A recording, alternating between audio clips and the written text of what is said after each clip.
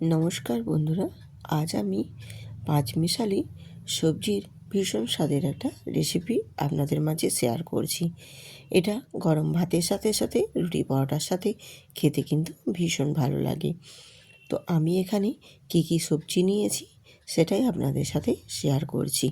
আমি এখানে সিম নিয়েছি, পটল নিয়েছি, আর নিয়েছি এখানে বেগুন, আর বিট নিয়েছি। তোমরা বিটের পরিবর্তে গাজরও নিতে পারো। আর নিয়েছি এখানে আলু আর ফুলকপি।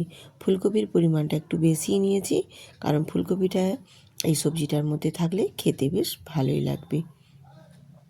আর নিয়েছি একটা ছোটো সাইজের টমেটো, আদা রসুন একটু থেতো করে নিয়েছি অল্প একেবারেই, আর একটা পেঁয়াজের কুচো আর দুটো কাঁচা লঙ্কা। এই দিয়ে আজ বানিয়ে নেব এই সবজির রেসিপিটা। তো আমি এবারে গ্যাসেতে একটা কড়াই বসিয়ে দিয়ে দিলাম 2 টেবিল চামচ সর্ষের তেল। আর সর্ষের তেলটা একটু গরম করে নিয়ে দিয়ে দিয়েছি ওর মধ্যে হাফ চামচ গোটা জিরে। গোটা জিরেটা একটু নাড়াচাড়া করে আমি ভেজে নেব। গোটা জিরেটা হজমের পক্ষেও ভীষণ উপকারী, এবং ভাজা জিরে তরকারিতে দিলে এর স্বাদটাও কিন্তু বেশ ভালো লাগে। এবারে এই তেলের মধ্যেই অ্যাড করে দেব আমি ফুলকপিগুলো। আর ফুলকপিটা সবার প্রথমেই আমি আগে একটু কষিয়ে নিচ্ছি, তার কারণ ফুলকপিটা সবজিগুলোর সাথে দিলে খুব ভালো মতো কষানো হবে না, আর ফুলকপিগুলো খেতেও ভালো লাগবে না। তার জন্য আমি ফুলকপিটা আগে একটু প্রথমে তেলে হালকা লালচে লালচে করে কষিয়ে নিচ্ছি, কারণ ফুলকপিটা একটু কষাতেও কিন্তু সময় লাগে। আর ফুলকপি যত একটু লাল লাল মতো না ভাজা হয়ে যায়, খেতে কিন্তু খুব একটা ভালো লাগে না। তাই ফুলকপিটা আমি হালকা করে আগে একটু হালকা লালচে করে একটু ভেজে নিয়েছি। এরপর বাকি সবজিগুলো সব অ্যাড করে দিচ্ছি। তো বন্ধুরা, আজকের ভিডিওটা যদি ভালো লেগে থাকে আপনাদের কাছে, তাহলে ভিডিওটিতে একটি লাইক দিয়ে সুন্দর করে একটা কমেন্ট করবেন। আর যদি মনে হয় শেয়ার করার মতো, তাহলে বন্ধুবান্ধবের সাথে শেয়ার করে দেবেন। এরপর আমি সমস্ত সবজিগুলো অ্যাড করে দিয়ে এর মধ্যে দিয়ে দিলাম স্বাদ মতো বা পরিমাণ মতো নুন আর হলুদের গুঁড়ো, আর এখানে দিয়েছি জিরে গুঁড়ো দিয়ে এবার সবজিগুলোর সাথে খুব সুন্দর করে আমি কষিয়ে নেব। সবজির মধ্যে যেহেতু এখানে নুন দিয়ে দিয়েছি, এবারে সবজিগুলো থেকে জল ছাড়বে, আর সবজিগুলো এইভাবে নাড়াচাড়া করে করে একটু কষিয়ে নেব। সবজিগুলো কষিয়ে নিলে খেতে কিন্তু বেশ ভালো লাগে।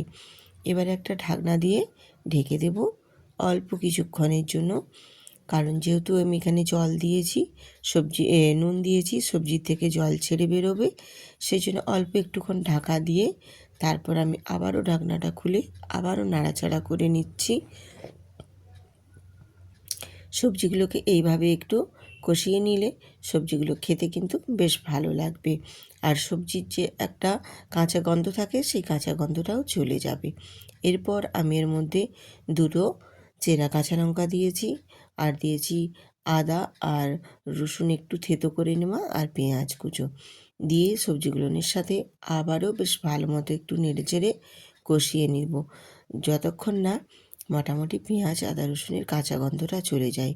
এইভাবে সমস্ত কিছু নেড়েচেড়ে কষিয়ে নিলে বেশ সবজিটা খেতেও ভালো লাগে, আর সবজিতে যে আমি পেঁয়াজ রসুন দিয়েছি এর কাঁচা গন্ধটাও চলে যাবে, তখন সবজিগুলো খেতে বেশ ভালো লাগবে।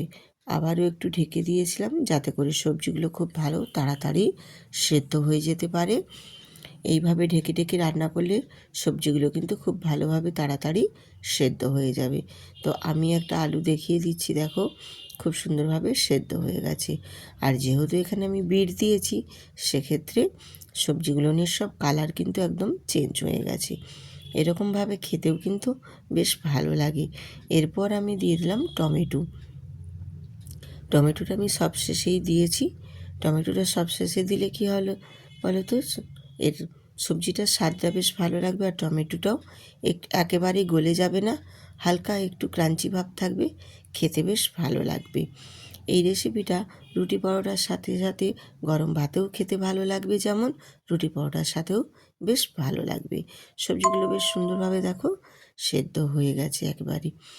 আমি রূপা, ব্লগ সুইরূপা চ্যানেলে আপনাদের সবাইকে স্বাগত জানাই বন্ধুরা। আজকের রেসিপিটা কেমন হয়েছে কমেন্ট করে জানাতে একদম ভুলবেন না। মোটামুটি আমার সবজিটা দেখো একদম রেডি হয়ে গেছে। এবার আমি নামিয়ে নিলাম, নামিয়ে একটা প্লেটে সার্ভ করে দিচ্ছি। দেখতে কিন্তু ভারী সুন্দর হয়েছে। আমি নামিয়ে নিয়ে এরপর আমি আবারও ওপর থেকে একটু পোস্ত ছড়িয়ে ডেকোরেট করে দেবো, যেটা দেখতে আরও ভারী সুন্দর লাগবে আর খেতেও কিন্তু অপূর্ব লেগেছিল বন্ধুরা। এরকম আমি অবশ্য গরম গরম ভাতের সাথেই সার্ভ করেছিলাম, ভীষণ সুন্দর লাগছিল খেতে। এটা ভাতের সাথে ছাড়াও কিন্তু রুটি পরোটার সাথেও ভীষণ ভালো লাগবে। তো আজকের এই রেসিপিটা যেসব নতুন নতুন বন্ধুরা আমার আজকে ভিডিওটিতে ভিজিট করেছেন তারা অবশ্যই চ্যানেলটিতে সাবস্ক্রাইব করে বেল আইকনটি প্রেস করে সুন্দর একটা করে কমেন্ট করে দেবেন। আমি ওই কমেন্ট পড়ে চলে যাব আপনাদের পরিবারে, গিয়ে আপনাদের সদস্য হয়ে যাব আর আপনাদের পরিবারের সদস্য হয়ে আপনাদের পরিবারেরও একজন হয়ে যাব। এইভাবে পরস্পরের ভিডিও দেখে সবার পাশে থাকলে তবেই তো সবাই একসঙ্গে এগোতে পারবো। তো আজকে বন্ধুরা রেসিপিটা কেমন হয়েছে কমেন্ট করে কিন্তু জানাতে একদম ভুলবেন না। আবার আসবো আরেকটা নতুন রেসিপি নিয়ে।